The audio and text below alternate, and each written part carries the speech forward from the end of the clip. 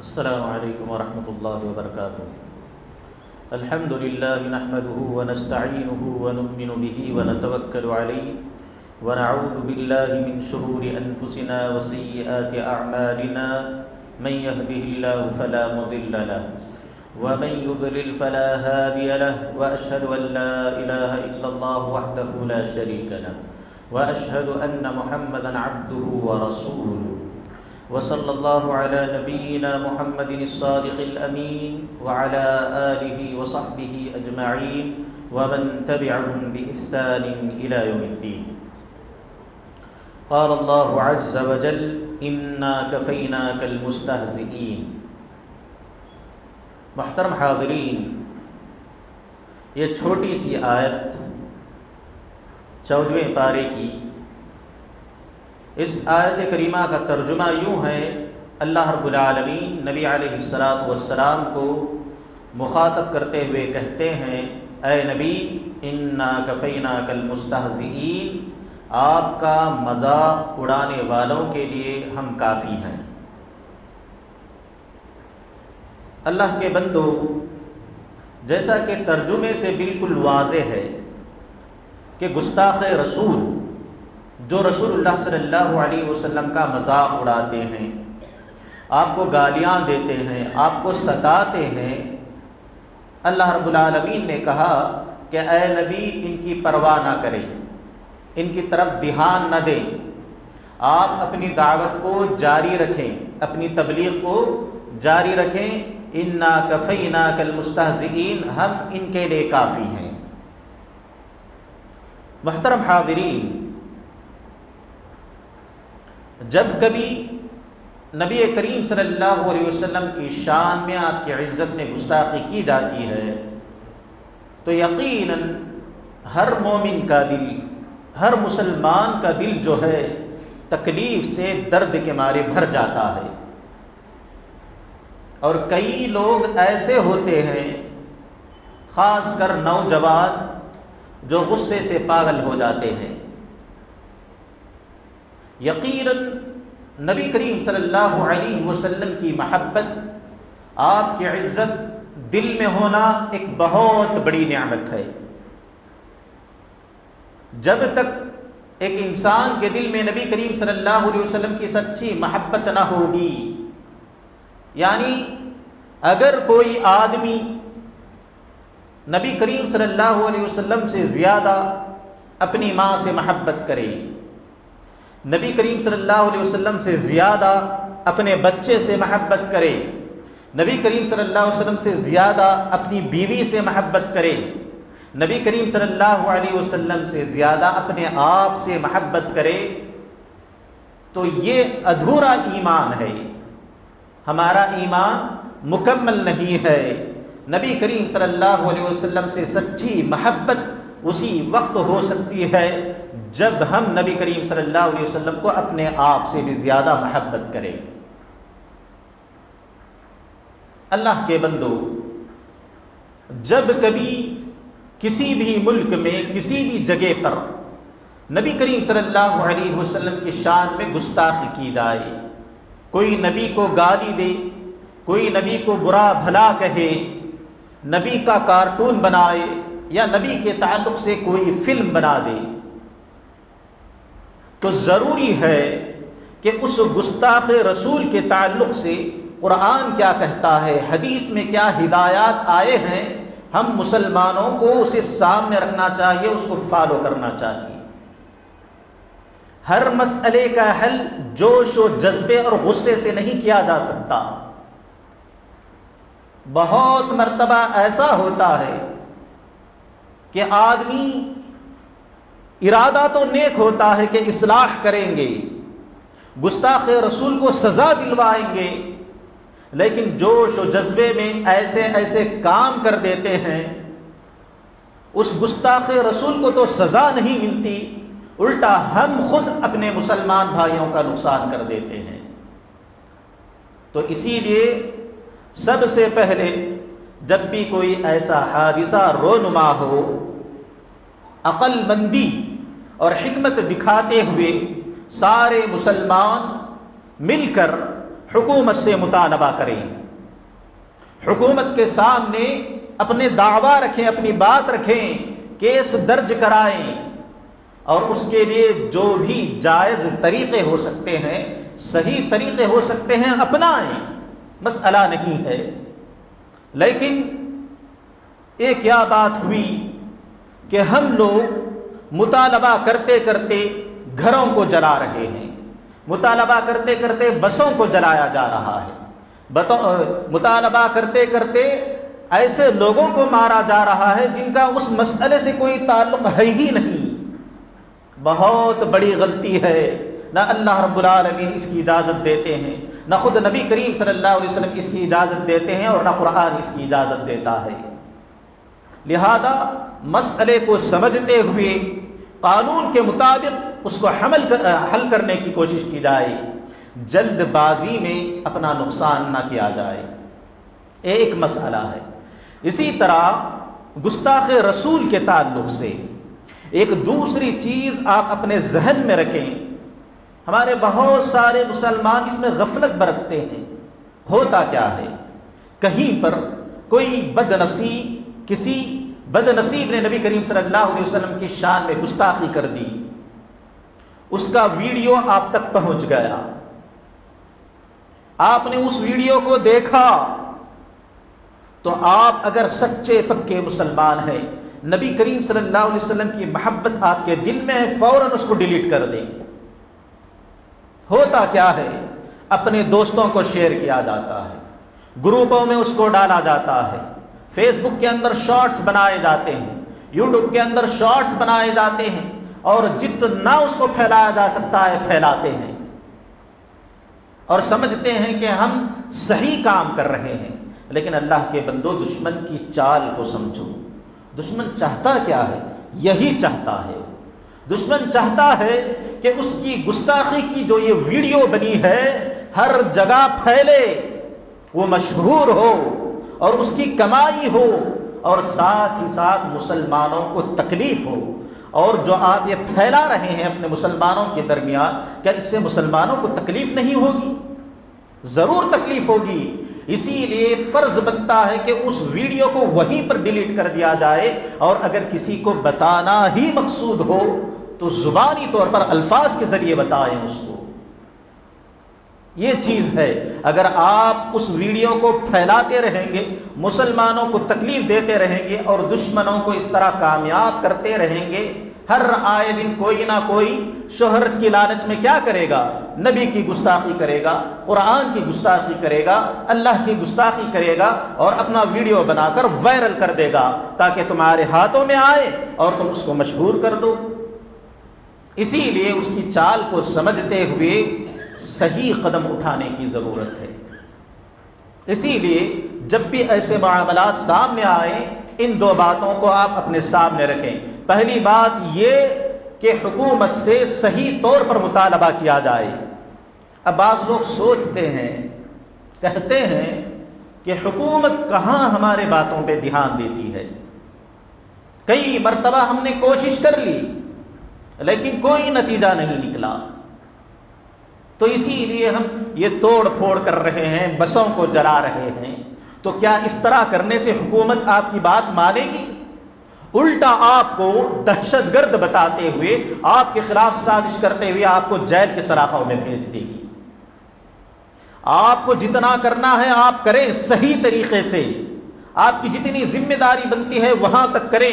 اس کے بعد اللہ نے کہا انا کفیناک المستہزئین، ہم چھوڑیں گے نہیں ان کو۔ اور آپ تاریخ پڑھیں، جس نے بھی نبی کریم صلی اللہ علیہ وسلم کی شان میں گستاخی کی ہے، اللہ کی قسم بڑی بری موت و مرا ہے۔ کسی کو کتے نے حملہ کر کے اس کی جان لے لی۔ ابن حجر رحمۃ اللہ علیہ اپنی کتاب الدرر الکامنہ کے اندر کہتے ہیں کہ ایک پادری عیسائی عالم نبی کریم صلی اللہ علیہ وسلم کی شان میں گستاخی کر رہا تھا، تو قریب میں ایک شکاری کتا اسے دیکھ دیکھ کر غرا رہا تھا۔ اس سے کہا گیا کہ نبی کریم صلی اللہ علیہ وسلم کی شان میں گستاخی کرنا بند کر، جانور بھی تیری اس بد دیانتی کی وجہ سے تجھ پر غرا رہا ہے، تجھ پر حملے کرنے پہ تلا ہوا ہے، لیکن وہ نہیں مانا۔ دوبارہ نبی کریم صلی اللہ علیہ وسلم کی گستاخی کرنے لگا تو وہ شکاری کتا اپنی رسی چھڑوا کر آیا اور اس کے گلے کو ایسے دبوچا کہ جب تک اس کی جان نہیں نکلی نہیں چھوڑا۔ ایسے واقعات بہت سارے ملتے ہیں۔ اللہ نے کہا انا کفینا، اے نبی آپ فکر نہ کریں، ان کو انجام تک پہنچانے کی ذمہ داری ہماری ہے۔ لہذا ایک مسلمان کے ناطے جو آپ کا حق بنتا ہے، جو آپ کی ذمہ داری بنتی ہے، ادا کریں، اس کے بعد اللہ رب العالمین سنبھال لیں گے۔ یہ چند باتیں تھیں گستاخی رسول کے تعلق سے۔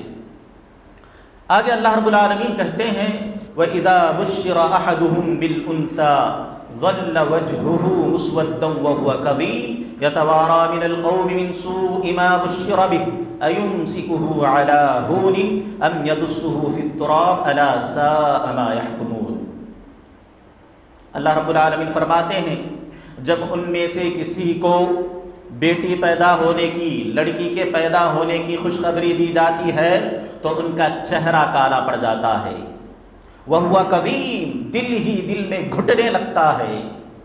اور اس کے بعد کہا اللہ رب العالمین نے قوم والوں سے ذلت کی وجہ سے چھپا پھرتا ہے، اور اس کے بعد سوچنے لگتا ہے أَيُمْسِكُهُ عَلَى هُونٍ أَمْ يَدُسُّهُ فِي التُّرَابِ، اس لڑکی کو ذلت کے ساتھ پالوں یا مٹی میں اسے دبا کر مار دوں۔ أَلَا سَاءَ مَا يَحْكُمُونَ، یقیناً یہ لوگ کتنے برے فیصلے کرتے ہیں۔ میرے محترم بھائیو، جیسا کہ آیت کے ترجمے سے واضح ہے، اللہ رب العالمین عرب کے اندر پائی جانے والی ایک برائی کی طرف، ایک گھناؤنے جرم کی طرف اللہ رب العالمین اشارہ کر رہے ہیں اور لوگوں کو اس جرم سے روک رہے ہیں۔ عرب کے اندر کیا ہوتا تھا، کچھ لوگ تھے جن کے ذہن بیمار تھے، جن کی سوچ گری ہوئی تھی۔ وہ لوگ بچی کو، لڑکی کو، بیٹی کو اپنے لیے شرم اور عار محسوس کرتے تھے۔ وہ لوگ بیٹی کو ایک مصیبت، ایک پریشانی سمجھتے تھے۔ اسی لیے جب کبھی ان کے گھر میں بیٹی پیدا ہوتی تو بہت پریشان ہو جاتے تھے کہ قوم والوں کو کیا جواب دوں، قوم والوں کو کیا جواب دوں۔ اگر کہتا ہوں کہ بیٹی پیدا ہوئی ہے تو مجھے حقیر سمجھیں گے، مجھے کمتر سمجھیں گے، اس بیٹی کو میں پالوں یا زندہ دفن کر دوں۔ ایسی سوچ تھی ان لوگوں کی، اور واقعات بتاتے ہیں کئی لوگوں نے نعوذ باللہ من ذالک اپنی بچیوں کو زندہ بھی دفن کر دیا۔ اللہ رب العالمین نے روکا ان لوگوں کو، آخرت کی یاد دلائی، کہا وَإِذَا الْمَوْءُودَةُ سُئِلَتْ، اور جب قیامت کے دن اس زندہ گاڑی گئی بچی سے سوال کیا جائے گا، اللہ رب العالمین ماں باپ کو ذلیل و رسوا کرنے کے لیے، ان کو سزا دینے کے لیے اس بچی کے سامنے بلائیں گے، اور بچی سے پوچھا جائے گا، اس چھوٹی اور معصوم سی بچی سے، اے بچی بتا تیرے اس ماں باپ نے کس جرم کی وجہ سے، کس گناہ کی وجہ سے تجھے زندہ دفنایا تھا، ذلیل کرنے کے لیے بیٹی کے سامنے۔ اس کے بعد آگ میں پھینک دیا جائے گا، ڈال دیا جائے گا۔ میرے محترم بھائیو، یہ گناہ جو عرب کے اندر پایا جاتا تھا، بیٹیوں کو منحوس سمجھنا، مصیبت سمجھنا، ان کو زندہ دفنانا، زمانے کے گزرنے کے ساتھ ساتھ یہ گناہ بھی ترقی کرتے کرتے ایک نئی شکل میں ہمارے معاشرے میں پایا جاتا ہے، ہمارے ماحول میں پایا جاتا ہے۔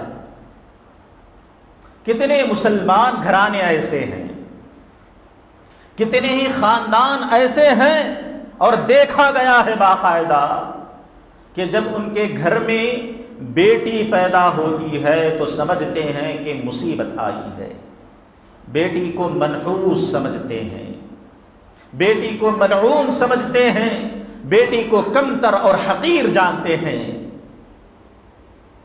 اور جو عورت بیٹی کو جنم دے رہی ہے اس کے ساتھ ایسا برتاؤ کیا جاتا ہے گویا اس نے کوئی بڑا جرم کر دیا ہو، گھر کی عورتیں جو ساس کی شکل میں ہوتی ہیں، نند کی شکل میں ہوتی ہیں، بھابھیوں کی شکل میں ہوتی ہیں، اس عورت کی کوئی عزت نہیں کرتے، حقارت سے اسے بات کی جاتی ہے، اس کی خواہشوں کو نظر انداز کر دیا جاتا ہے، اور وہ بیچاری خود بخود اپنے دل میں سوچنے لگتی ہے، کیا کسی بیٹی کو جنم دینا، کسی لڑکی کو جنم دینا اتنا بھیانک جرم ہے؟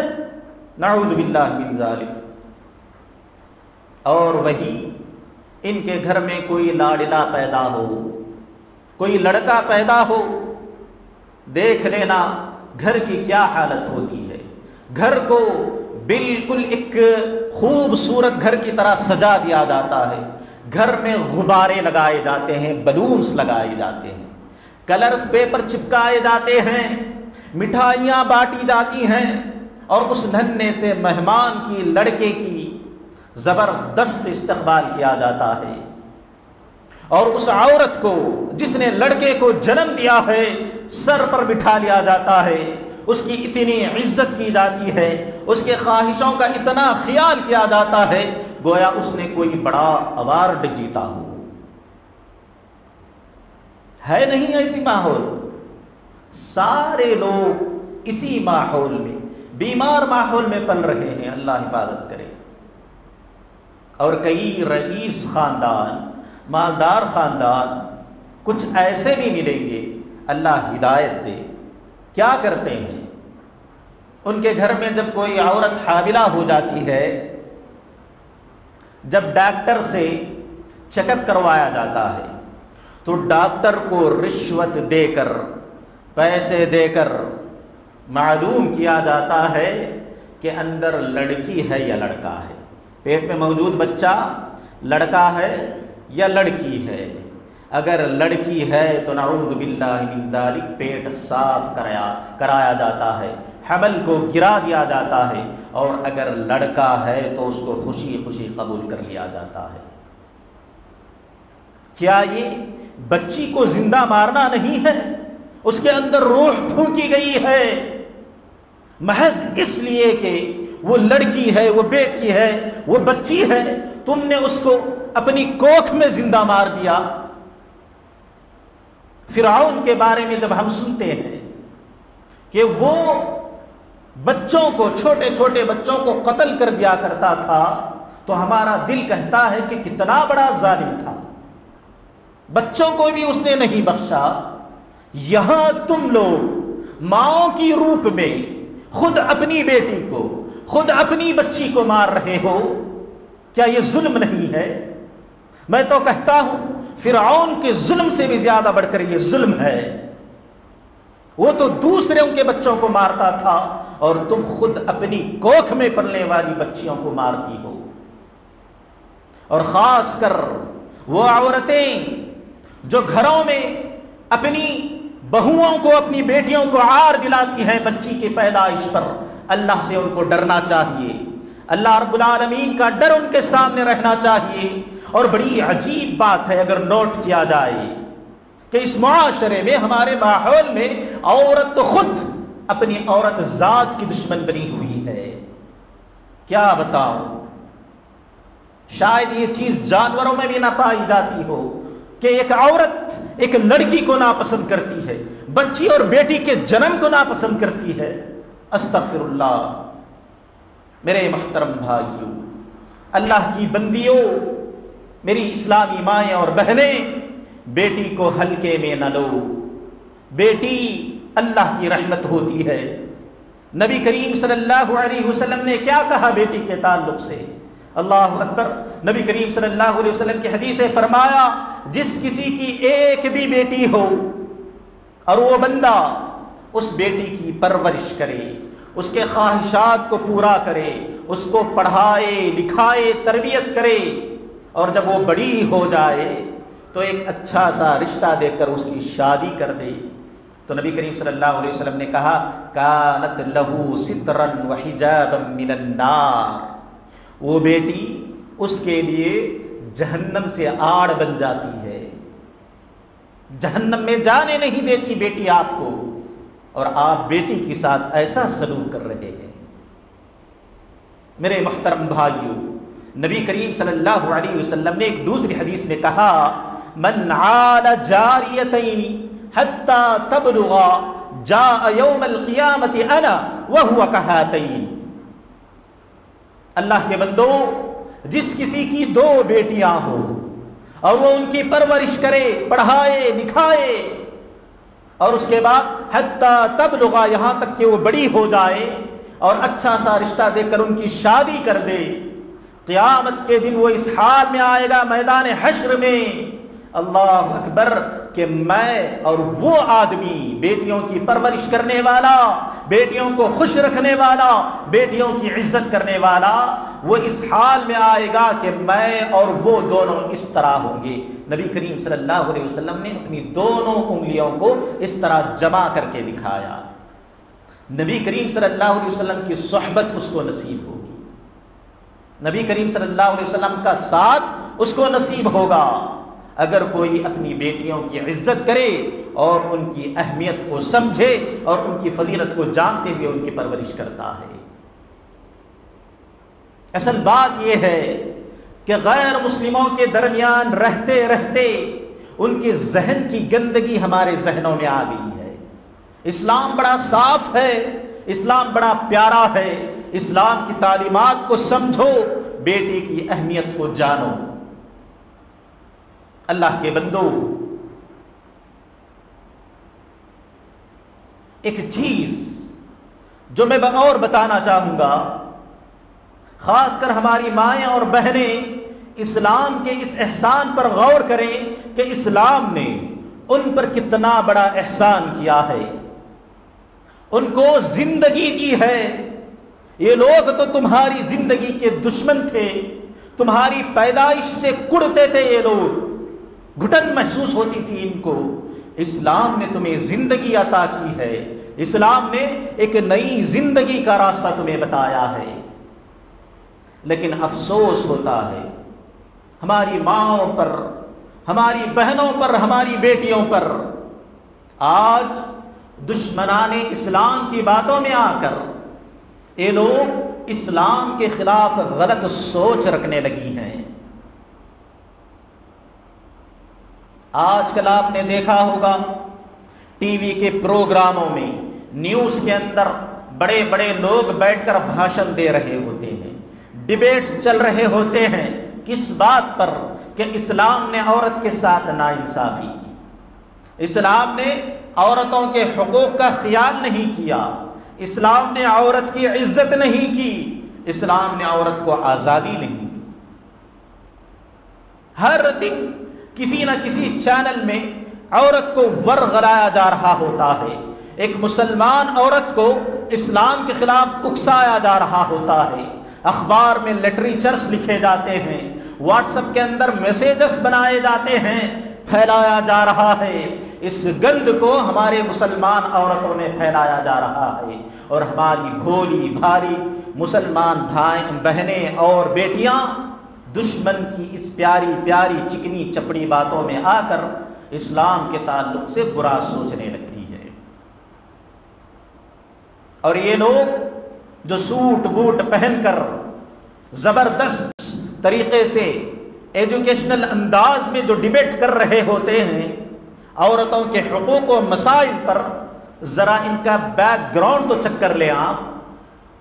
جس تہذیب سے یہ لوگ نکل کر آئے ہیں، جس مذہب سے یہ آئے ہوئے ہیں، اس مذہب کے اندر عورت کی کیا حیثیت تھی آپ دیکھیں، آپ خود پریشان ہو جائیں گے، حیران رہ جائیں گی۔ آپ کو بتاتا چلوں، یونانی تہذیب جو سب سے اعلیٰ تہذیب مانی جاتی تھی اور آج بھی اس کے فلسفے کے تذکرے لوگوں میں موجود ہیں، وہاں کے بڑے بڑے عقل مند لوگ، سقراط، ارسطو، افلاطون، ان کی ذہنیت کو اگر آپ معلوم کریں گے عورت کے تعلق سے، آپ کو تعجب ہوگا کہ کتنے گرے ہوئے لوگ تھے یہ لوگ۔ بتایا جاتا ہے یونانی تہذیب کے اندر نعوذ باللہ من ذالک عورت کو ایک زہریلا درخت مانا جاتا تھا۔ کیا مانا جاتا تھا؟ ایک زہریلا درخت مانا جاتا تھا، اور بڑے بڑے حکیم لوگ نعوذ باللہ کہتے تھے، یونان کے کہتے تھے کہ عورت جو ہے ابلیس سے بھی زیادہ، شیطان سے بھی زیادہ گندی چیز ہے. یہ ان کی تہذیب ہے.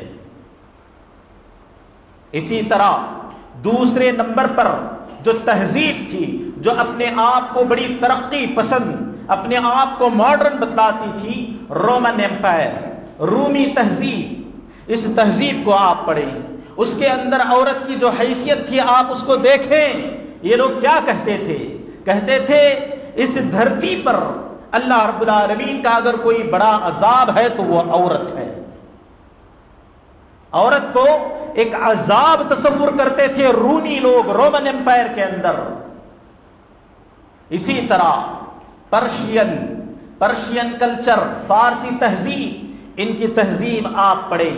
یہ تو اتنے نالائق تھے، اتنے بدتمیز تھے کہ نعوذ باللہ ان میں سے باپ اپنی بیٹی سے شادی کرتا تھا، بھائی اپنی بہن سے شادی کرتا تھا، اور اس چیز کو کوئی بھی آدمی برا نہیں سمجھتا تھا. ایک عام سی بات ہو گئی تھی ان کے درمیان.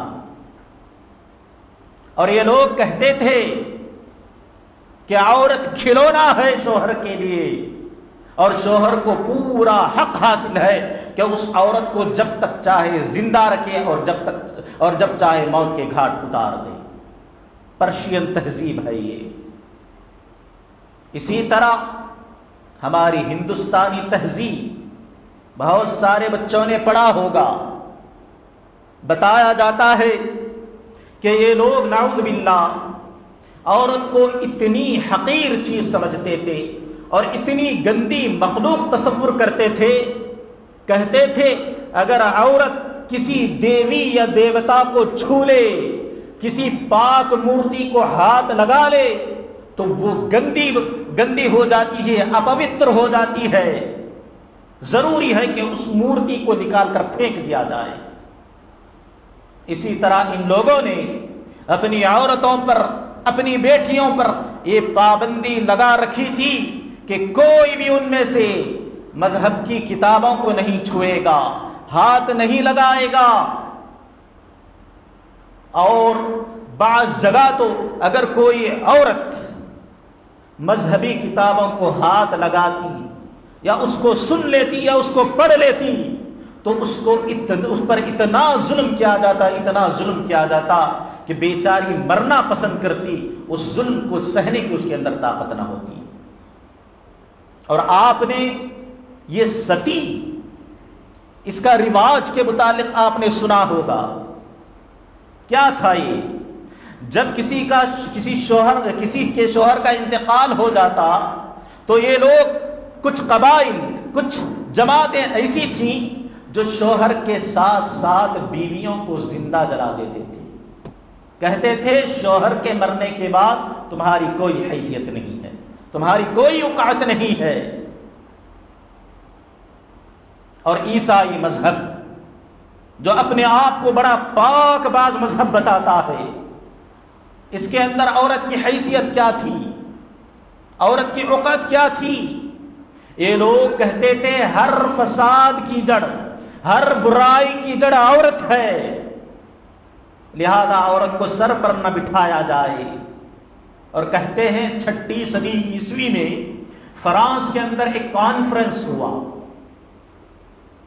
کانفرنس کس بات پر تھا؟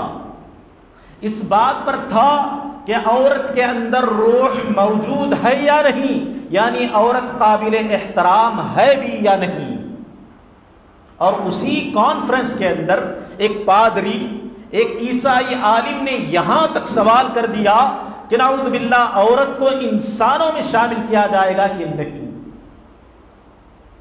اور اخیر میں کانفرنس کا نتیجہ یہ نکلا، انہوں نے یہ طے کیا کہ عورت دنیاوی اعتبار سے تو انسان ہے لیکن آخرت میں وہ جانوروں کے ساتھ اٹھائی جائے گی.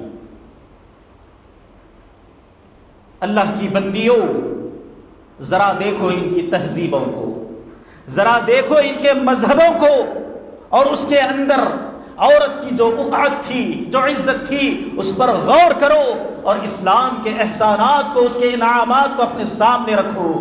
اللہ رب العالمین کے سامنے شکر ادا کرتے ہوئے سر خود بخود جھک جائے گا۔ اتنے گرے ہوئے لوگ آج وہاں پر بیٹھ کر، ٹی ویوں میں بیٹھ کر اسلام کے اوپر انگلی اٹھاتے ہیں کہ اسلام نے عورت کے ساتھ ناانصافی کی ہے، اس کے حقوق کو مارا ہے، اس کو بدنام کیا ہے، اس کی بے عزتی کی ہے اور اس کو قید کر کے رکھا ہوا ہے۔ آؤ میں بتاتا ہوں اسلام عورت کے تعلق سے کیا کہتا ہے۔ تم نے یہ تو سن لیا کہ عورت اگر بیٹی کی شکل میں ہو تو نبی کریم صلی اللہ علیہ وسلم نے کیا خوشخبری سنائی ہے۔ یہی بیٹی جب بڑی ہو کر کسی کی بیوی بن جائے، نبی کریم صلی اللہ علیہ وسلم نے شوہروں کو، مردوں کو تنبیہ کرتے ہوئے کہا اتقوا اللہ فی النساء، اے شوہروں کی جماعت، اے مردوں کی جماعت، اپنی بیویوں کے معاملے میں، اپنی عورتوں کے معاملے میں اللہ رب العالمین سے ڈرو۔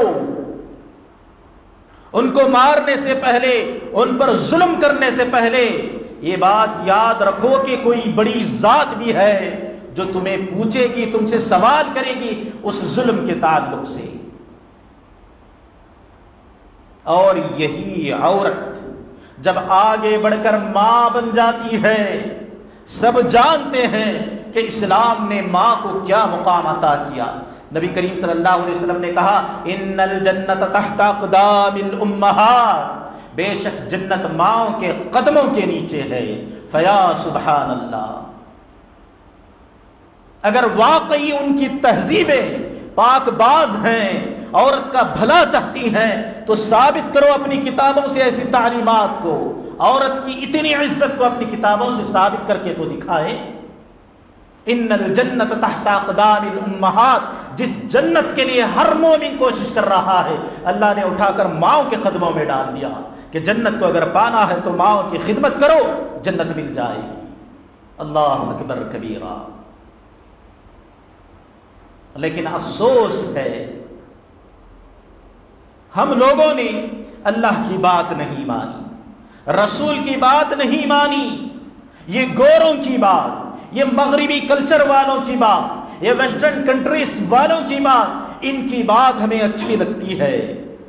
یہ لوگ بار بار عورت کی آزادی کے لیے جو آوازیں بلند کرتے ہیں، عورت کے انصاف کے لیے جو آوازیں بلند کرتے ہیں، جا کر ذرا ان کی کنٹریز کو دیکھ لیں، امریکہ کو جا کر دیکھیں، برطانیہ انگلینڈ کو جا کر دیکھیں، فرانس کو جا کر دیکھیں کہ کیا حالت ہو رہی ہے وہاں پر عورتوں کی۔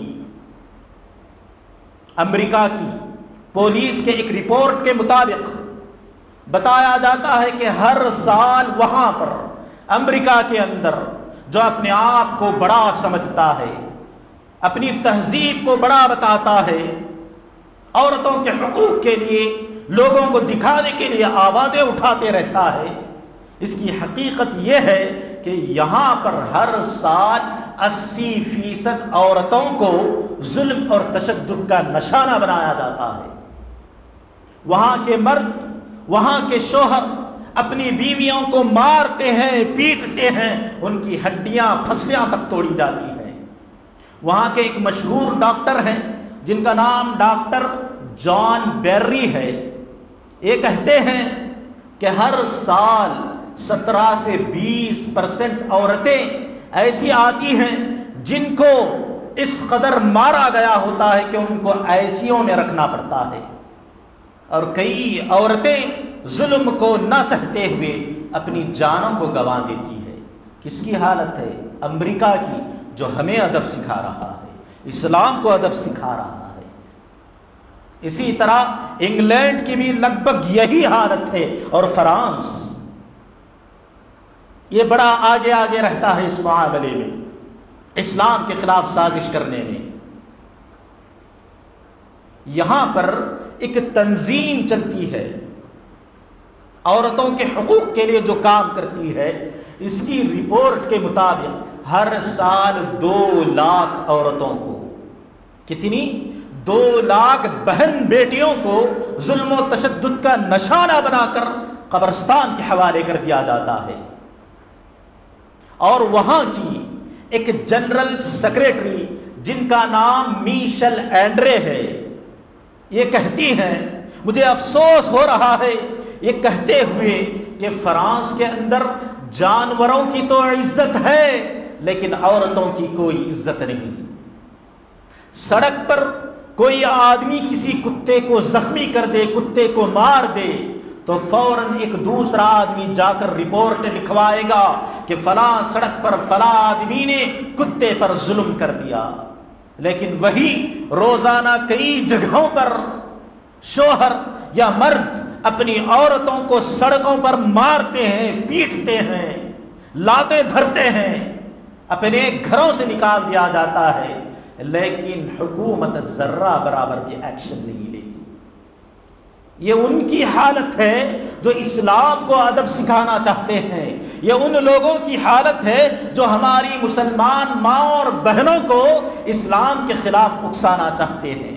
ذرا اپنی حالت پر غور کر لیں کہ انہوں نے عورت کو کیا مقام دے رکھا ہے۔ میری مائیں اور بہنیں، اللہ رب العالمین کے احسان کو سمجھنے کی کوشش کریں۔ نبی کریم صلی اللہ علیہ وسلم نے کتنا بڑا مقام تم کو دیا ہے، تمہاری پرورش کا خیال کیا، تمہاری جوانی کا خیال کرتے ہوئے تمہیں پردے کا جو حکم دیا تو تم نے سمجھ لیا کہ اسلام نے ہمیں قید خانے میں ڈال دیا۔ اور حقیقت بتاؤں، یہ لوگ جو اسلام کے پردے کے خلاف ہے، عورت کے پردے کے خلاف ہے، یہ لوگ چاہتے ہیں کہ ہماری مسلمان ماؤں بہنوں اور بیٹیوں کو ان کے گھروں سے نکال کر روڈوں پر لے آئیں، ہوٹلوں پر لے آئیں، کلبوں میں لائیں اور ان کو نچائیں۔ یہ لوگ چاہتے ہیں، ان لوگوں کی خواہش ہے کہ تمہیں آدھے سارے کپڑے میں دیکھے اور اپنی خواہشات کو بھڑکائیں اور اس کے بعد تم سے جسمانی تعلقات قائم کر کے اپنی خواہش کو پوری کریں۔ یہ ان کی سازشیں ہیں۔ اور آپ کو بتاتا چلوں، بہت ساری جگہوں پر نوجوانوں کو ٹریننگ دی جاتی ہے، غیر مسلم نوجوانوں کو یہ ٹریننگ دی جاتی ہے کہ ایک مسلمان لڑکی کو کیسے پٹایا جائے، ایک مسلمان لڑکی کو کیسے اپنے جال میں پھانسا جائے۔ بتایا جاتا ہے، ان کو سکھایا جاتا ہے کہ سب سے پہلے ان سے نوٹس لینے کے بہانے سے یا اسلام کو جاننے کے بہانے سے اپنی پہچان کرائی جائے، پھر اس کے بعد ان کے لباس کی، ان کے حجاب کی، اسلام کی تعریف کی جائے، پھر اس کے بعد اسلام کو جاننے کا بہانہ بتاتے ہوئے ان کا فون نمبر حاصل کیا جائے۔ اسی طرح تعلقات کو آگے بڑھاتے بڑھاتے جسمانی تعلقات تک پہنچے، پھر کسی دن موقع دیکھ کر ان سے جنسی تعلق بھی، جسمانی تعلق بھی قائم کر لیا جائے، ان کی عزت کو لوٹ لیا جائے، پھر اس کے بعد ان کو مجبور کیا جائے کہ وہ اپنا دھرم، اپنا ایمان، اپنا اسلام چھوڑ کر اگر ہمارے دھرم میں آئے تب شادی ہوگی ورنہ نہیں ہوگی۔ استغفر اللہ ثم استغفر اللہ۔ اور ہماری بہت ساری لڑکیاں روزانہ نیوز دیکھے، کہیں پر کوئی لڑکی بھاگ گئی، کہیں پر کوئی لڑکی کسی غیر مسلم کے ساتھ شادی رچا لی، کہیں پر کسی مسلم لڑکی نے اسلام کو خیر آباد کہا، کوئی دوسرا دھرم اپنا لیا، اور اس کے بعد ان لڑکیوں کا جو انجام ہوتا ہے، ان کا جو حشر ہوتا ہے، اللہ اکبر، ان کو موت پیاری لگنے لگتی ہے، ان کو موت آسان لگنے لگتی ہے۔ اس طرح کا گھناؤنا سلوک ان سے کیا جاتا ہے۔ ہماری مسلمان ماں اور بہنوں، بیٹیوں کو دشمن کی چال کو سمجھنے کی ضرورت ہے اور اسلام کی پاکیزہ تعلیمات کو پڑھنے کی ضرورت ہے۔ اللہ کی بندیوں، نبی کریم صلی اللہ علیہ وسلم نے ایک حدیث ارشاد فرمائی، ہر مسلمان عورت کے لیے ایک آئیڈیل ہے وہ حدیث۔ نبی کریم صلی اللہ علیہ وسلم نے کہا، خیر نساء العالمین اربع، اے میری امت کی بیٹیوں، اے میری امت کی مائیں اور بہنوں، ساری دنیا کے اندر 4 عورتیں ایسی ہیں جو سب سے زیادہ اچھی، سب سے زیادہ نیک اور سب سے زیادہ بہتر ہیں۔ اس کے بعد فرمایا مریم و خدیجہ و فاطمہ و آسیہ، مریم بنت عمران، خدیجہ رضی اللہ تعالیٰ عنہ، فاطمہ اور حضرت آسیہ۔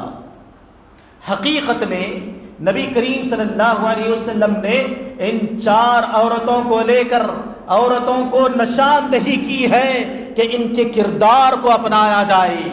اگر بہترین ماں بننا چاہتی ہو تو تمہارے پاس حضرت مریم علیہ السلام کا کردار ہے، ان سے بہترین ماں کوئی نہیں ہو سکتی۔ اگر بہترین بیوی بننا چاہتی ہو، وفادار بیوی بننا چاہتی ہو تو تمہارے پاس خدیجہ کا کردار ہے۔ اگر بہترین بیٹی بننا چاہتی ہو، فاطمہ کا کردار تمہارے سامنے ہے۔ اور اگر بہترین عورت بننا چاہتی ہو، ظالم شوہر کے سامنے کیسے رہنا ہے یہ سیکھنا چاہتی ہو، فرعون کی بیوی حضرت آسیہ کا کردار تمہارے پاس ہے۔ چھوڑو یہ سیریلز کے چکر، یہ ہیروئنز کے چکر۔ نبی کریم صلی اللہ علیہ وسلم نے جس طرف رہنمائی کی ہے اس طرف پلٹ کر تو دیکھیں کہ کتنی بھلائیاں، کتنی عزت، کتنے حقوق تمہارا انتظار کر رہی ہیں۔ افسوس ہے تم پر، اسلام تمہیں پسند نہیں آتا اور گوروں کی تہذیب تمہیں بڑی پسند آتی ہے۔ لہذا ہر مسلمان عورت کو اپنے اخلاق پر، اپنے ایمان پر غور کرنا چاہیے اور نبی کریم صلی اللہ علیہ وسلم کی بتائی ہوئی تعلیمات پر عمل کرنا چاہیے۔ اللہ رب العالمین سے دعا ہے کہ اے الہ العالمین، اپنے فضل و کرم سے تو ہمیں صحیح راستے پر گامزن کر۔ اے الہ العالمین، ہماری مائیں، ہماری بہنیں، ہماری بیٹیاں جو غلط راستے پر چل پڑی ہیں، اے اللہ واپس ان کو اسلام کی طرف لے آ۔ اے اللہ ہمارے بچوں کی، ہمارے جوانوں کی، ہمارے بوڑھوں کے ایمان کی تو حفاظت فرما۔